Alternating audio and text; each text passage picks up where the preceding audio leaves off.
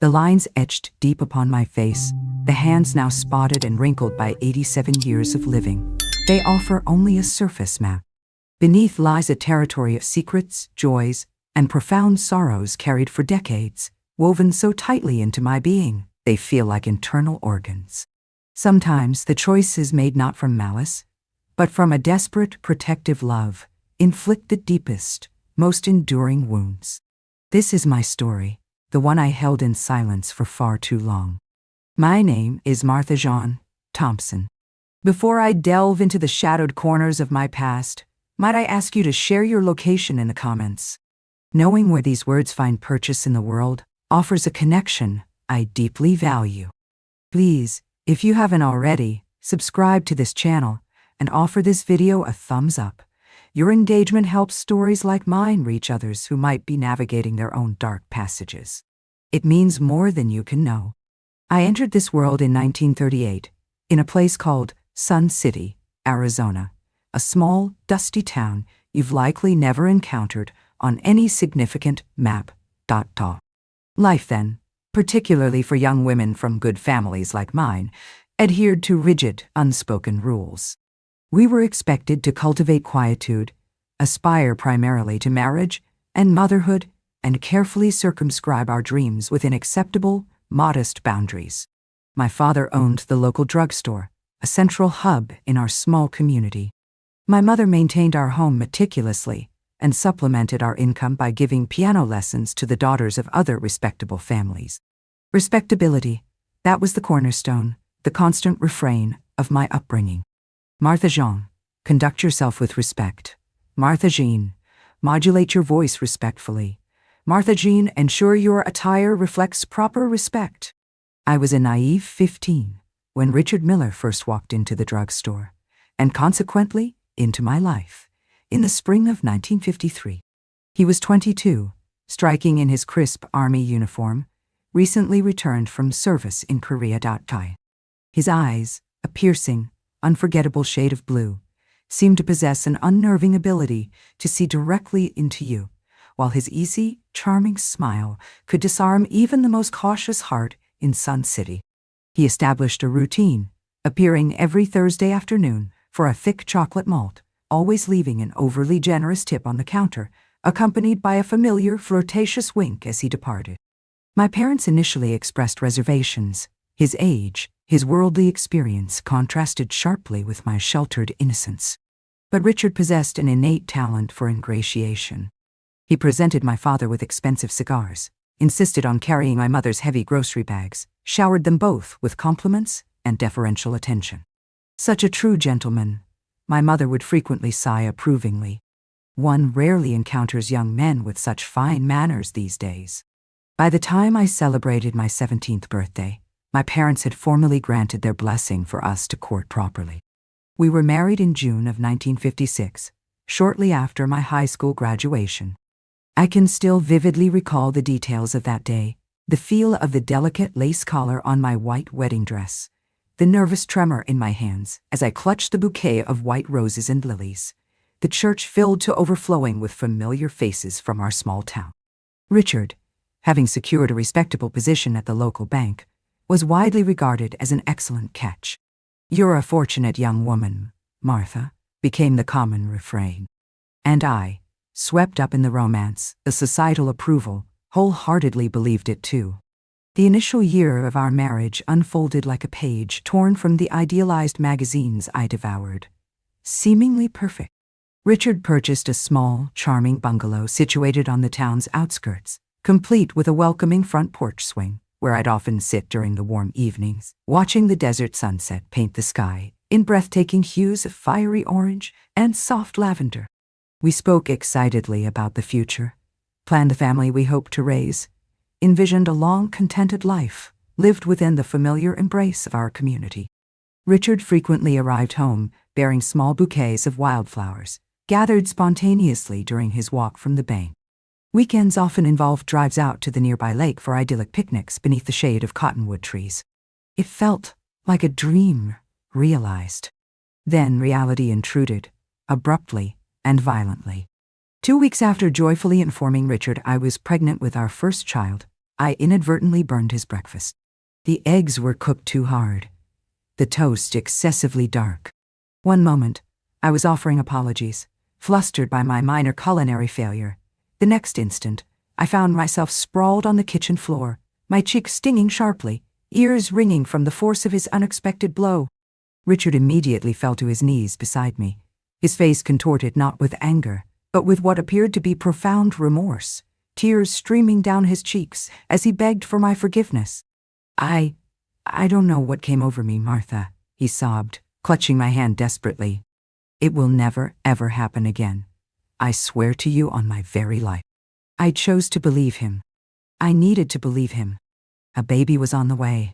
Divorce in 1957, particularly within our conservative community, was simply not a recourse considered by respectable women. And fundamentally, beneath the confusing flash of violence, I still loved the charming, attentive man who had won my heart. But it did happen again. And again. And again. The incidents followed a predictable, insidious pattern. A perceived slight, a minor frustration, would trigger an explosive outburst of physical violence, invariably followed by abject remorse, tearful promises of change, and periods of exaggerated affection and tenderness, cycles of abuse and reconciliation that effectively trapped me, eroding my self-worth, blurring the lines of reality. I became adept at concealing the evidence, skillfully applying makeup to hide bruises, fabricating elaborate stories about clumsiness to explain away split lips or blackened eyes to concerned neighbors. "Oh, I'm just hopelessly clumsy." I'd force a light laugh, while Richard would often performatively wrap a protective arm around my shoulders, reinforcing the facade. When our son, Michael, was born in January of 1958, a fragile hope rekindled within me. Perhaps the presence of a child would somehow transform Richard, anchor him, quell the unpredictable tempests of his anger. And for a few precious months, it seemed possible. Richard appeared enchanted by our infant son, cradling him gently upon returning from work, singing soft lullabies in a surprisingly tender voice that brought tears to my own eyes. "This," he'd whisper, gazing down at Michael sleeping peacefully in his arms, "this is everything I've ever truly wanted. You've given me everything, Martha." Then, abruptly, Richard lost his position at the bank. He claimed it was due to corporate downsizing, organizational restructuring. Years later, however, I learned the truth. He had been caught embezzling funds from customer accounts. The job loss precipitated a swift, devastating downward spiral. He began drinking heavily, consuming cheap whiskey with alarming intensity, often disappearing for days at a time without explanation. When he did return home, his temper became even more volatile, his fuse infinitesimally shorter. The slightest perceived provocation, Michael crying inconsolably, dinner not being prepared precisely on time, my tentative inquiries regarding his whereabouts, could ignite explosive rage. The first time his violence extended beyond me to encompass our child occurred when Michael was barely 18 months old, just learning to toddle unsteadily. Michael accidentally knocked over Richard's perpetually present glass of whiskey. In an instant, Richard seized him viciously by his small upper arm, his grip so forceful it left distinct, finger-shaped bruises on Michael's tender skin. When I instinctively rushed forward to intervene, to protect my son, Richard violently threw me against the kitchen wall, the impact knocking the breath from my lungs, leaving me momentarily stunned, gasping. Later that night, as I lay weeping silently in our bed, nursing my bruised ribs and shattered spirit, Richard leaned close, his voice low, menacing, cold as a snake's eyes. "If you ever contemplate leaving me, Martha," he hissed, his breath sour with alcohol, "I will find you, and I will ensure you never lay eyes on that boy again. Perhaps," he added, a chilling edge entering his tone, "he won't even be around for you to see it all." I knew, with absolute, bone-chilling certainty, that he meant every word. The vacant, cruel look in his eyes transcended mere drunken anger. It reflected a capacity for profound, calculated cruelty I hadn't previously allowed myself to fully acknowledge. For 3 more agonizing years, I endured. I existed within the suffocating confines of his control, attempting every conceivable strategy to appease him, to mitigate the violence. I strove for unattainable perfection as a wife and homemaker. I learned to anticipate his moods, tiptoeing around his volatile temper, attempting to keep Michael perpetually quiet, invisible, whenever Richard was present. Desperate, I sought guidance from our church pastor, who offered only platitudes about praying harder, cultivating greater submissiveness, fulfilling my wifely duties more diligently. Nothing provided relief. Nothing altered the fundamental, terrifying reality of our existence. My unexpected salvation arrived in the form of my older sister Caroline, who resided in distant Minneapolis. She traveled to Sun City for a rare visit to celebrate Michael's 4th birthday. Caroline, pragmatic and perceptive, immediately sensed the pervasive tension, the underlying wrongness within our household, despite my strained efforts to maintain a facade of normalcy. That evening, after Richard inevitably departed for one of his lengthy drinking excursions, Caroline confronted me directly. Initially, I reflexively denied everything, clinging to the ingrained shame, the societal taboo surrounding admitting marital failure, acknowledging my inability to protect myself, let alone my child. But Caroline possessed a gentle persistence, refusing to accept my flimsy deflections. She pointed out the subtle yet undeniable evidence. The way Michael instinctively flinched at any sudden loud noise, like a slammed door. How his natural childhood ebullience instantly vanished, replaced by watchful silence whenever Richard's name was mentioned. This situation is no longer solely about your own suffering, Martha, she stated firmly, her gaze unwavering. Consider Michael.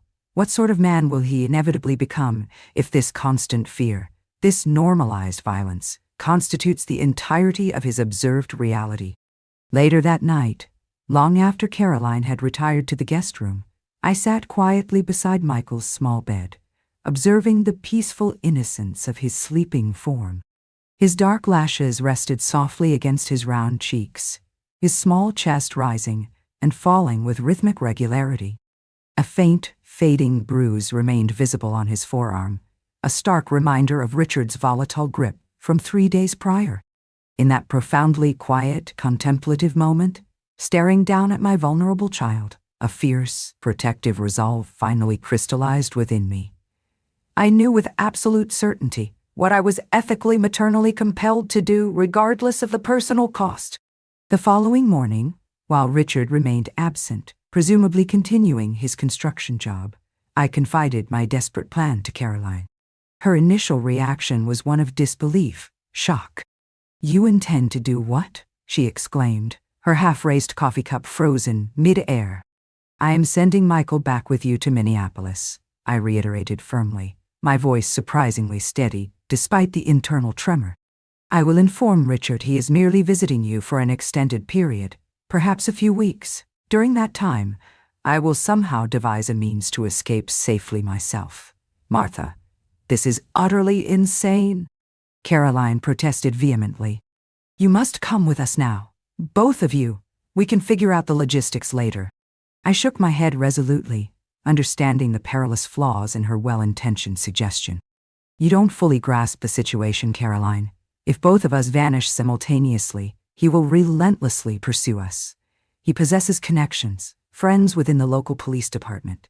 He could easily fabricate a story, claim I abducted his son. But, I reasoned, if I remain here, if I can successfully convince him I've resigned myself to the situation, accepted his dominance, then perhaps I can orchestrate a proper escape later, save sufficient funds, establish a Caroline argued passionately, pleading for me to reconsider, but eventually, reluctantly, she comprehended the grim logic underpinning my desperate strategy. The harsh realities of the desert landscape had instilled in me a certain patient cunning. Sometimes, survival necessitates playing the long, strategic game. We hastily packed a small suitcase for Michael, explaining he was embarking upon a special extended vacation with his beloved Aunt Caroline.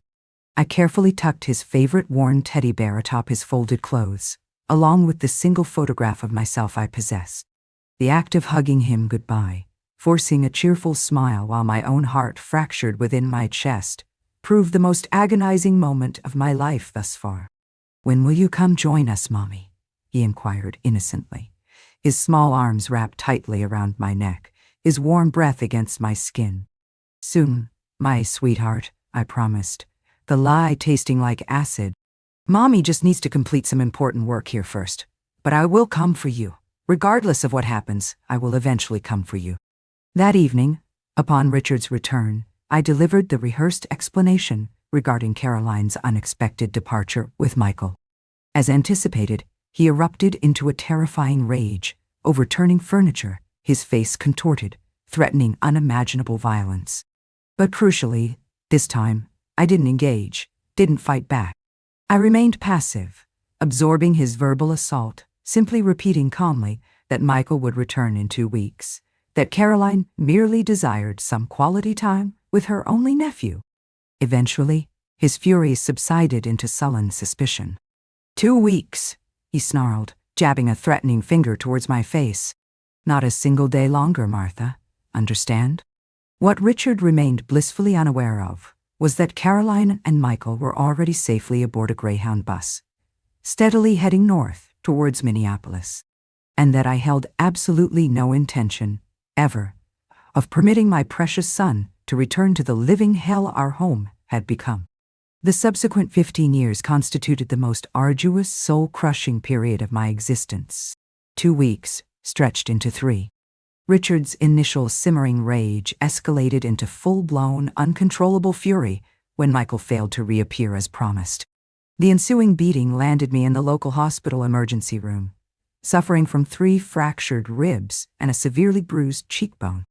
To the attending physician and nurses, I recited the familiar reflexive lie. I tripped and fell down the basement stairs. They documented the explanation without overt skepticism. Domestic injuries often presented with similar narratives. Richard, feigning paternal distress, filed a police report alleging Michael's abduction by Caroline. Caroline, anticipating this maneuver, had proactively secured notarized documents, facilitated by a sympathetic friend employed at the courthouse, who courageously backdated paperwork bearing my forged signature, granting her temporary legal guardianship. Faced with conflicting accounts and legal documentation, the official investigation eventually petered out, classified as an unresolved domestic dispute.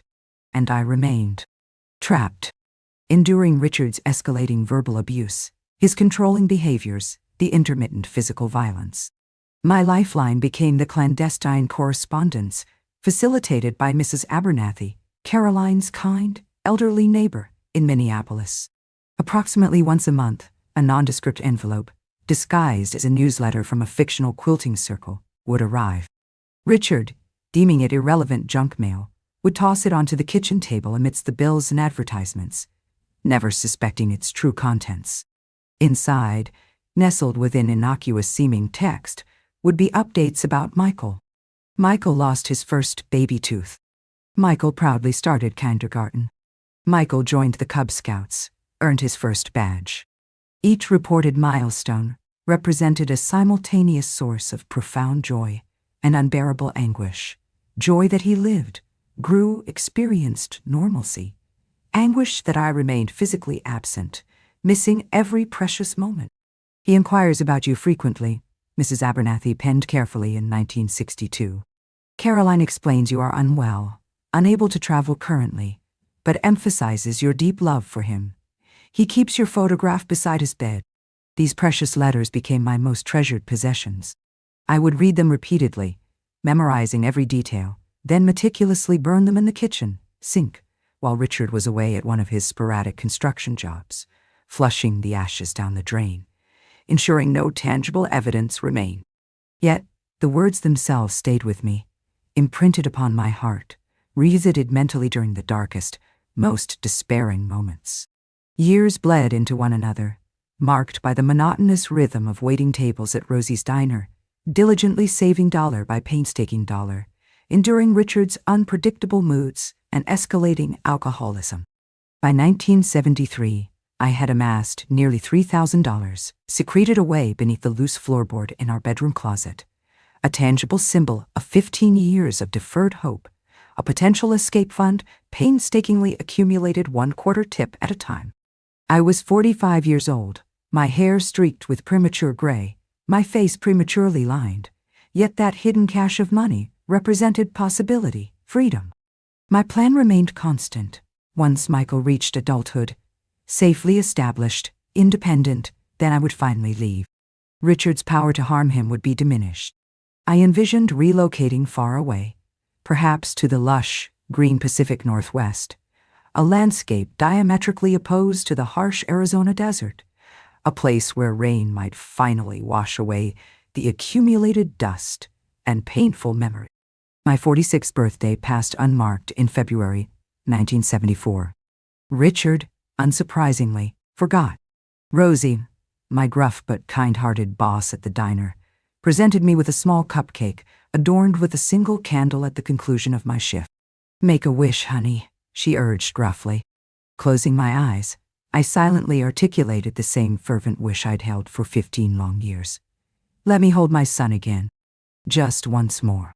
A week later, returning home from another exhausting shift, I found Richard predictably passed out on the living room couch. Quietly hanging my coat, removing my worn work shoes, I routinely checked the mail piled haphazardly beneath the front door slot. Bills, junk mail, and then an envelope bearing unfamiliar handwriting, yet instantly recognizable Minneapolis postmark. Not addressed from Mrs. Abernathy. This letter was addressed directly, impossibly, to me. From Michael Thompson. My son! He had found me. Clutching the envelope as if it contained volatile explosives, hands trembling uncontrollably, I retreated to the relative sanctuary of the bathroom, the only space in our small, oppressive house, offering a modicum of privacy. Locking the door securely, turning on the faucet full blast to mask any potential sounds, I carefully, reverently, slid open the envelope. "Dear Mom," the letter began. Those two simple words I hadn't seen addressed to me in 15 years, shattered my composure completely. I pressed a hand hard against my mouth, stifling the sob threatening to escape. This paper, this ink, held the power to rewrite my entire existence. "Aunt Caroline believes I shouldn't be sending this," the letter continued. "She fears it might place you in renewed danger. But I am 20 years old now, Mom. I deserve to understand the complete truth. I deserve to comprehend why my own mother chose to send me away, yet remained behind herself. I possess questions only you are capable of answering." His handwriting appeared neat, precise, conveying a maturity that felt alien. This was the script of a stranger, not the uncertain scrawl of the small boy etched in my memory. "I've possessed fragments of the narrative for years," he explained. "Aunt Caroline attempted to shield me during childhood, offering vague explanations about your illness, your inability to travel, always emphasizing your unwavering love. But as I grew older, the inconsistencies became more apparent, my questions more pointed. Last year, coinciding with my 19th birthday, she finally revealed everything, the full extent of Richard's abuse, the impossible choice you confronted, the sacrifice you made to ensure my safety." My chest constricted painfully as I envisioned that conversation. Caroline gently, carefully, dismantling Michael's childhood illusions, explaining the brutal reality of the monster who was his father, the mother forced into an unimaginable act of protective abandonment. Initially, I felt profound anger, Michael confessed with raw honesty. Anger that you didn't fight back harder, didn't flee alongside me that day, that you seemingly chose to remain with him, rather than prioritize being with your son. I couldn't fathom what kind of mother would make such a devastating choice. Each sentence landed like a precisely aimed blow, echoing the self-recriminations that had tormented me for years. Was I cowardly?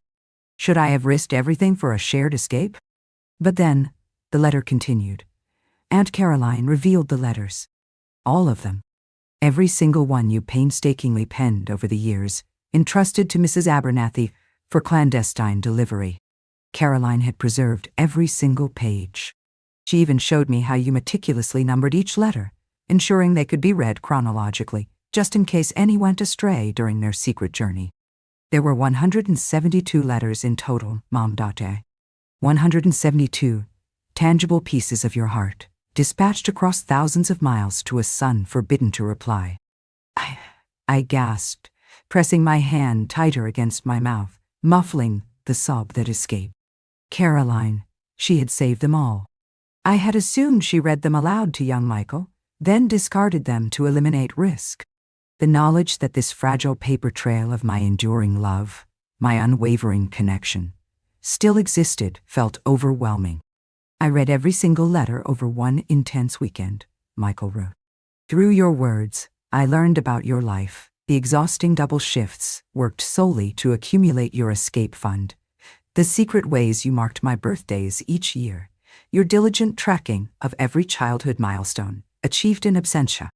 I discovered the mother I never truly knew, the woman who silently sang, "You are my sunshine" on my birthday, the woman who carried the small smooth pebble I'd gifted her at age 3 within her work apron pocket daily, touching it like a protective talisman, the woman who willingly endured unimaginable suffering specifically so I wouldn't have to. A loud, guttural snore emanated from the living room, jolting me back to the precarious present. Richard remained unconscious. But for how long?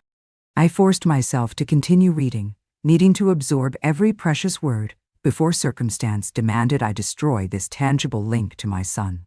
I am currently studying engineering at the University of Minnesota, Michael continued. Achieved a full academic scholarship. Aunt Caroline often remarks I inherited my intellect from you, claims you were always insatiably curious, constantly reading, questioning how things function.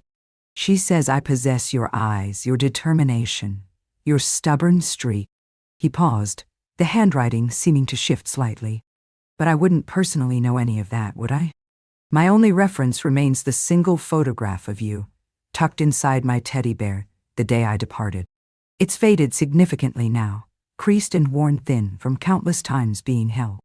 I tried to conjure his current image, 20 years old, immersed in complex university studies, forging his own future. My beautiful boy, safe, educated, accessing opportunities utterly unimaginable within the confines of my own life.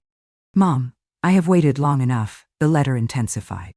Reading about your existence is no longer sufficient.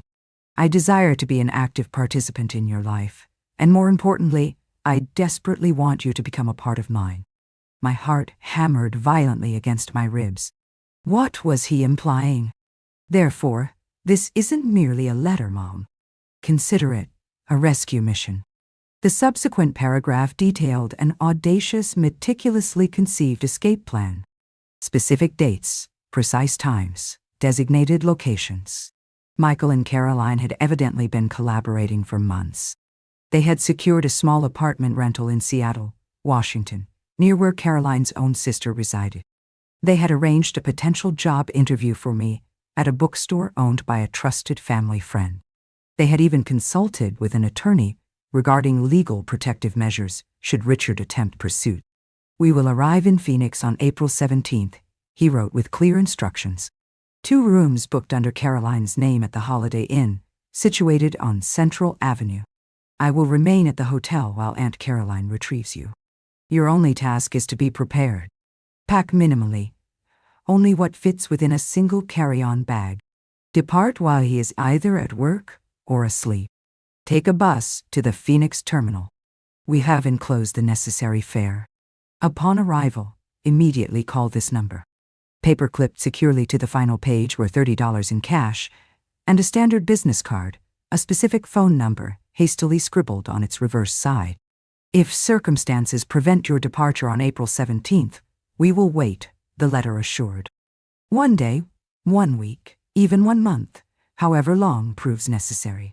But please, Mom, do not force us to endure another 15 years of separation. I have navigated the majority of my life without your presence. I cannot bear the thought of missing any more. The letter concluded with words that simultaneously shattered and rebuilt me. I love you.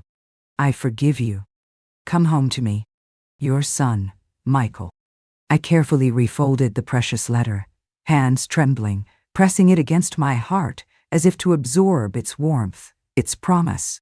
April 17th. Just 3 weeks away. After 15 years of desperate hope, quiet endurance, and meticulous secret saving, my liberation finally possessed a tangible date on the calendar. Yet, doubt, insidious and familiar, immediately began to whisper. Could I truly execute this? Richard's behavior had grown increasingly erratic, paranoid, lately. His drinking seemed heavier, his suspicions more acute. Just last week, he'd violently grabbed my arm, leaving bruises, merely because he perceived I'd taken too long at the grocery store. What if he detected my preparations? What if he intercepted me attempting to leave? The potential consequences were terrifyingly real. What if he pursued me to Phoenix? What if, in his rage, he somehow located Michael? The old, paralyzing fear, my constant companion for 15 years, threatened to engulf me once more. It whispered seductively, staying is safer. Safer for Michael. Endurer. Wasn't that the justification I had clung to for over half my life? But rereading Michael's words, his declaration of love, forgiveness, his plea, "Come home to me," ignited something fierce within me, extinguishing the encroaching fear. My son was no longer a vulnerable child requiring my sacrifice for his protection. He was a capable young man, actively choosing to take risks, extending a lifeline to me. I forced myself to look squarely at my reflection in the small, cracked bathroom mirror. The image staring back was that of a woman prematurely aged by trauma. Gray threaded through my once vibrant auburn hair. Lines of worry deeply etched around my eyes and mouth. Shoulders perpetually stooped, as if bracing for an inevitable blow. 46 years old. How many more precious years was I willing to sacrifice on the altar of fear? Dr. Cohen's words, spoken gently yet firmly during that one clandestine visit to her office years ago, resurfaced.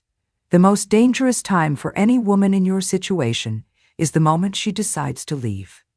But Martha, the second most dangerous time is every single day she chooses to stay. I carefully tucked Michael's letter back into the secure lining of my bra, close against my skin. I flushed the empty envelope down the toilet, ran the faucet to wash away any trace of my tears.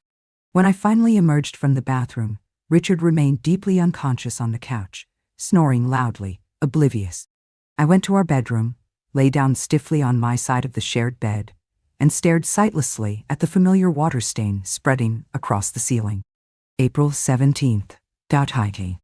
I repeated the date silently, over and over, transforming it from a mere point on the calendar into a mantra, a prayer, a solemn promise. For the first time in 15 agonizing years, I dared to genuinely envision a different reality. A life where waking each morning wasn't accompanied by immediate, suffocating fear. Where speaking my thoughts didn't require complex risk assessment. Where simply existing didn't necessitate constant vigilance against another person's volatile moods. A life where I could finally truly be Michael's mother again, present and accounted for. The subsequent 3 weeks passed in a state of heightened, almost unbearable tension. I moved through the familiar routines of my life, work shifts at the diner, maintaining the facade of normalcy at home, while internally counting down the days, hours, minutes. Every interaction with Richard felt fraught with peril. Every unexpected question, every lingering glance sent waves of panic through me. Yet, simultaneously, a fierce protective determination solidified within me. I adhered meticulously to Michael's plan.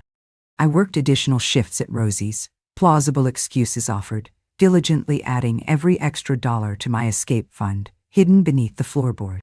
I mentally cataloged the few essential possessions I could reasonably take: my mother's locket, the small packet of faded photographs, the worn book of poetry that had offered solace during countless bleak nights. Clothes were replaceable, memories were not. The wedding ring, symbol of a promise brutally broken, would remain behind. Richard could pawn it. The days leading up to April 17th crawled by with agonizing slowness. My nerves frayed. Sleep became increasingly elusive. Richard's drinking remained heavy, yet paradoxically, his suspicions seemed to lessen slightly, perhaps lulled by my convincing performance of continued subservience. Rosie, at the diner, occasionally eyed me with concern, but refrained from direct questions, respecting my privacy. Then, finally, it was April 16th. One final night, enduring this living purgatory. One last performance of the dutiful broken wife. I prepared Richard's favorite meal, pot roast, slow-cooked, filling the small house with a deceptively comforting aroma. I wore the plain blue dress he favored. I laughed, albeit hollowly, at his crude jokes. As I handed him a cold beer from the refrigerator, our fingers brushed.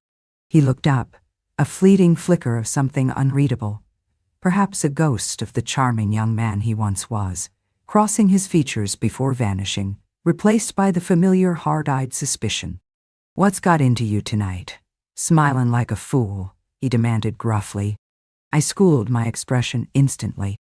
"Just thinking," I lied smoothly, years of practice rendering the deception effortless, "about needing to mend that tear in your good work shirt tomorrow?" He grunted, seemingly appeased, turning his attention back towards the flickering television screen. Later, while washing the dinner dishes, gazing out the kitchen window at the vast star-dusted desert sky, a profound sense of peace, mingled with terror, washed over me. Somewhere beyond that horizon, my son awaited me. After 15 years shrouded in darkness, dawn felt finally, tantalizingly close. Tomorrow, the letter that had ignited this impossible hope would finally fulfill its promise. Tomorrow, if courage held, I would at last be free. April 17, 1974, dawned hot and clear, indistinguishable from countless preceding Arizona mornings. Yet for me, it represented the precipice, the threshold between a lifetime endured and a future desperately hoped for. Waking before Richard, adrenaline surged, every nerve ending tingling with a mixture of terror and fierce anticipation. I lay motionless, listening to his heavy, oblivious breathing beside me, mentally rehearsing each step of the escape plan one final time. 6:30 a.m. Richard departs for work. 7:00 a.m. 12:00 p.m. My regular morning shift at Rosie's Diner. 12:05 p.m. Feign illness. Secure Rosie's permission to leave early. 12:15 p.m. Retrieve hidden funds from beneath the floorboard. Collect pre-packed bag from the garage. 12:30 p.m. Walk briskly to the downtown bus station. 1:00 p.m. Board the bus to Phoenix. 3:30 p.m. Arrive in Phoenix. Locate payphone. Call Michael's designated contact number. By evening, reunite with my son. So simple conceptually, yet fraught with terrifying potential pitfalls. Richard stirred, grunting, rolling over. I squeezed my eyes shut, feigning deep sleep. He eventually rose, the bed creaking under his weight. The familiar sounds of his morning routine, water running, toilet flushing, echoed through the small house, sounds intrinsically linked to my long captivity. Only when I heard him downstairs in the kitchen did I allow myself to move, dressing swiftly in my waitress uniform, forcing down a few bites of dry toast. Joining him downstairs, I performed the morning ritual for the final time. Coffee prepared precisely to his liking, eggs fried, toast buttered. "Working late again tonight?" he inquired casually, scanning the local newspaper. My heart leaped. "No," I replied, keeping my voice level. "Just the standard morning shift. Why do you ask?" He shrugged. "Thought Rosie might require extra assistance. Friday, after all." Relief washed through me. His question seemed innocuous. "She hasn't mentioned anything," I stated truthfully. "Well, should she request it? Accept the hours. Could certainly utilize the extra cash." He finished his coffee, grabbed his lunch pail. "Don't wait up this evening if I'm delayed. Boys mentioned grabbing drinks after the shift." Another wave of relief. His plans involved drinking, meaning he wouldn't likely return home until late, wouldn't notice my absence immediately. "Have a satisfactory day," I offered, the familiar phrase feeling utterly alien on my tongue. He grunted noncommittally and departed, the front door slamming shut behind him, the sound of his truck engine fading down the street. Alone in the silent kitchen, the full weight of the impending action pressed down. My legs felt unsteady. Could I truly follow through? After 15 years, was freedom genuinely attainable? Michael's letter, still nestled securely against my skin, felt like a warm ember. I love you. I forgive you. Come home to me. Yes, I would do it. For him. For myself. The morning shift at the diner passed in a surreal haze. I moved through the familiar tasks mechanically, pouring endless cups of coffee, taking breakfast orders, engaging in superficial banter with regular customers. Each jingle of the bell above the door sent a jolt of panic through me. Richard? But it was never him. At precisely noon, summoning every ounce of composure, I approached Rosie. Rosie, I'm feeling quite unwell, I murmured, pressing a hand convincingly to my stomach. Would it be permissible for me to leave early today? Rosie squinted, her experienced eyes assessing me shrewdly. You do appear rather pale, Martha, honey. Go on home, get some rest. Thank you, I whispered, and on a sudden impulse, reached out, briefly squeezing her weathered hand. For everything. Something in my voice, my demeanor, must have alerted her. She studied my face intently for a moment. Martha Jean, is everything truly all right? Temptation flickered, the urge to confide, to share the momentous secret. But secrecy remained paramount for safety. Yes, perfectly fine, I assured her, forcing a smile. Likely just a minor stomach ailment. She looked unconvinced, but nodded slowly. All right then, take proper care of yourself, you hear? In the cramped employee bathroom, I quickly changed out of my uniform into the plain dress and cardigan I'd brought, transforming into an anonymous, unremarkable, middle-aged woman. Exiting the diner, instead of turning left towards the familiar path home, I resolutely turned right, heading towards the downtown district. My heart pounded a frantic rhythm against my ribs. Each step felt monumental, carrying me further from the known past, closer towards an unknown future. With every stride, I anticipated the feel of a heavy hand clamping onto my shoulder, the sound of Richard's enraged voice. But no one accosted me. No one even seemed to notice my passage. Reaching the house via the back alley, I retrieved the hidden key, let myself silently into the empty kitchen. Moving swiftly, purposefully, I retrieved the accumulated cash from beneath the bedroom floorboard, distributing the bills strategically within hidden pockets sewn into my clothing. From the garage, I collected the small, pre-packed suitcase. A final fleeting glance around the house that had served as my prison. Faded curtains, sagging furniture, perpetual dust, elicited no sentimentality, only a profound relief at imminent departure. Closing the back door softly behind me, I walked briskly towards the bus station, never once looking back. The 20-minute walk felt simultaneously terrifying and exhilarating. Was this, I wondered, how prisoners felt upon release?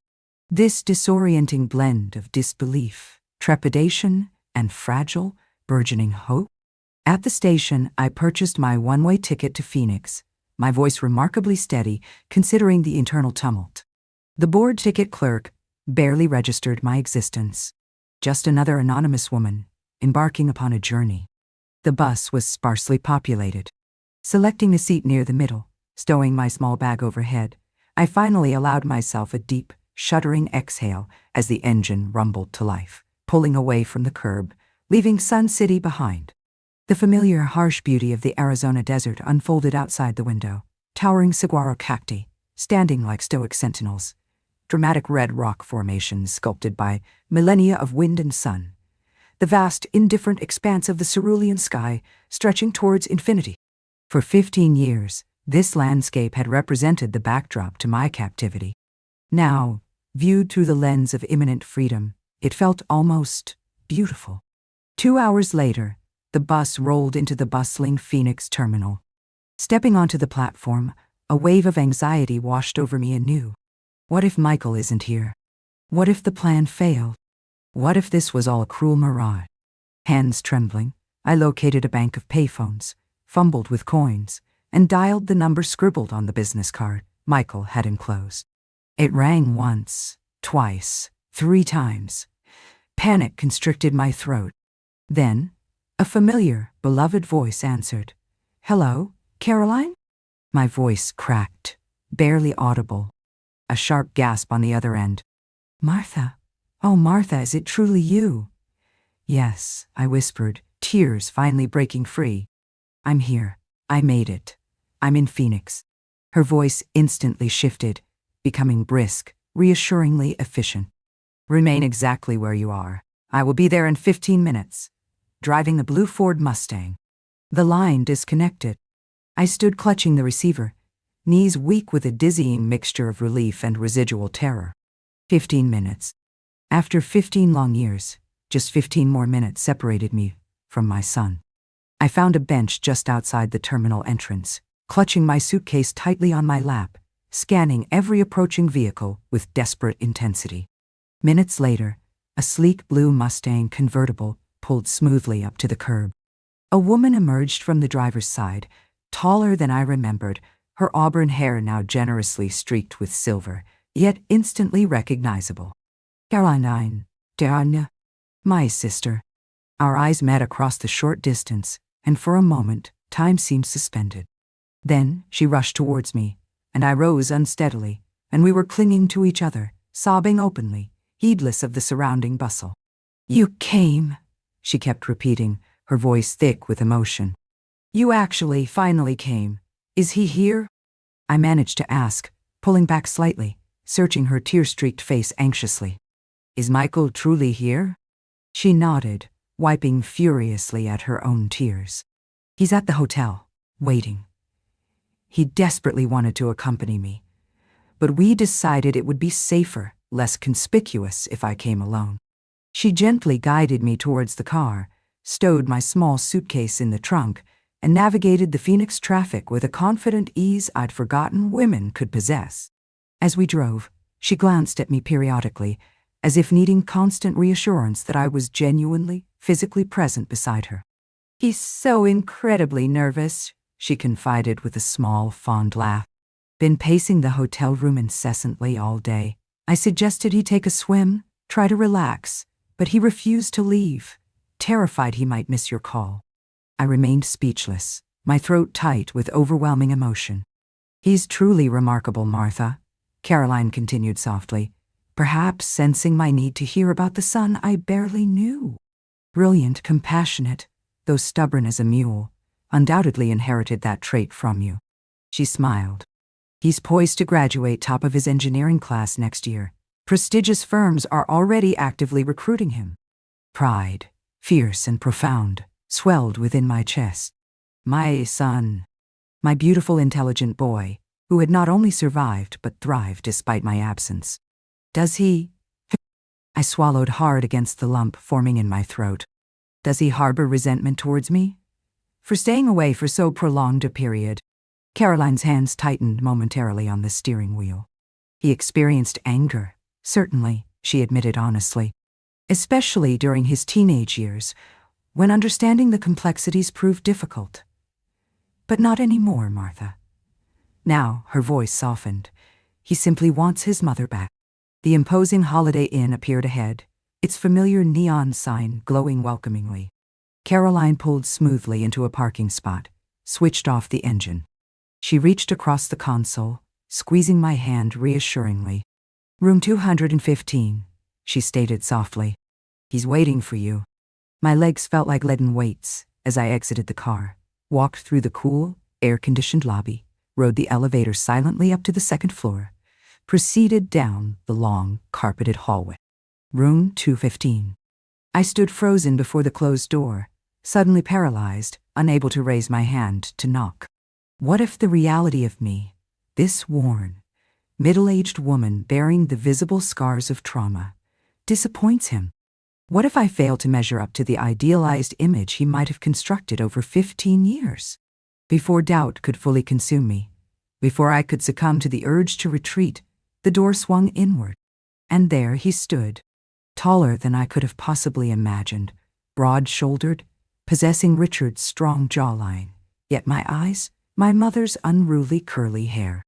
20 years old, yet his gaze held an ancient knowing, a profound depth, as he looked directly at me. Mom? He breathed, the word raspy, filled with disbelief. wonder. His voice, a man's voice now, deeper, richer than the high-pitched tones residing solely in my memory.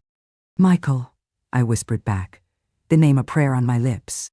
We remained motionless for an eternal second, suspended in the vast chasm created by 15 years of separation, loss, and unspoken longing. Then, he stepped forward decisively, closing the distance between us, enveloping me in a fierce, encompassing embrace. "My son, my child, no longer a child. You came," he murmured into my hair, echoing Caroline's earlier words, his voice thick with emotion. "You actually, finally came." And then, I shattered. 15 years of suppressed fear, courage, sacrifice, loneliness, and profound loss erupted, pouring out of me in great racking sobs as I clung desperately to him. He simply held me, this strong young man, who had once been small enough to cradle in my arms, his own silent tears dampening my hair. "I'm sorry," I wept incoherently, the words tumbling out between gasps. "So, sorry I sent you away. Sorry I stayed behind. Sorry for all the lost years." He gently pulled back, framing my tear-streaked face between his large hands, a man's hands now. "Don't," he stated firmly, his gaze unwavering. "You saved my life, Mom. You made the only choice you could. I understand now, completely." Caroline slipped quietly into the room behind us, softly closing the door, granting us privacy. The three of us sat together for hours as the afternoon slowly transitioned into evening, talking, weeping, tentatively sharing the disparate narratives of the separate lives we had inhabited for so long. Michael produced photographs, documenting his childhood milestones, high school graduation, his university dormitory room. Caroline gently filled in the contextual gaps, recounted anecdotes I had only known through Mrs. Abernathy's carefully relayed letters. "What happens next?" I asked eventually, voicing the question that had hovered unspoken since Michael's letter first arrived. "Richard, he will undoubtedly search for me." "Let him," Michael stated, a sudden hardness entering his voice, an echo of his father's intensity that sent a brief chill down my spine. "We've anticipated everything. The apartment secured in Seattle is registered solely under Caroline's name. The bookstore job is arranged through a trusted friend who understands the need for absolute discretion. We consulted extensively with an attorney regarding restraining orders," Caroline added reassuringly. "And the Phoenix police have been alerted, monitoring the bus station, just in case he attempts to follow your trail here." But she emphasized, "We won't remain here long enough for that to become a significant concern. Our flight to Seattle departs first thing tomorrow morning." Seattle? A city defined by rain, lush greenery, vast bodies of water, the antithesis of the arid Arizona desert that had imprisoned me for decades. A place Richard would likely never conceive of searching for me. "But what about you, Michael?" I questioned, concerned. "Your university studies in Minnesota?" He smiled then, my smile, I realized with a jolt of recognition. "Already arranged a transfer to the University of Washington for my senior year," he explained calmly. "My new apartment will be situated only 30 minutes from yours." The sheer scope of their meticulous planning, their unwavering dedication, felt overwhelming, almost too perfect to be credible. "Why?" I asked again, tears welling anew. Humbled by their generosity, their forgiveness. Why undertake all of this for me? Michael reached across the space between us, taking my worn hand in his strong one, his expression intensely serious. "Because you are my mother," he stated simply, definitively. "Because for 15 long years, you endured unimaginable hell solely to ensure my safety. Now," his grip tightened reassuringly, "it is my turn, our turn, to ensure yours." Later that night, after Caroline retired to her adjacent room, Michael and I sat together on the small hotel balcony, observing the glittering tapestry of Phoenix City lights spread out below, a stark contrast to the profound darkness, the isolating silence of the desert nights I knew so well. I have something I want to give you, Michael stated quietly, reaching into the pocket of his jeans. He withdrew the small, worn teddy bear, the same faded, beloved companion I had tearfully tucked into his suitcase 15 long years ago as I sent him away towards an unknown future.